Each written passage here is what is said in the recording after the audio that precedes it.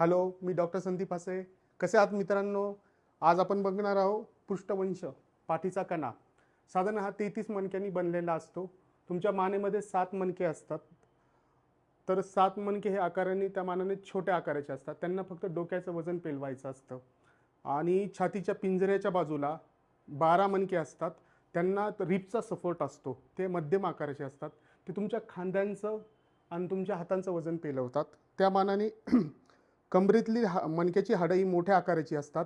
ती पूर्ण बॉडीला बॅलन्स करत असतात. त्यांना जास्तीत जास्त काम करायचं असतं.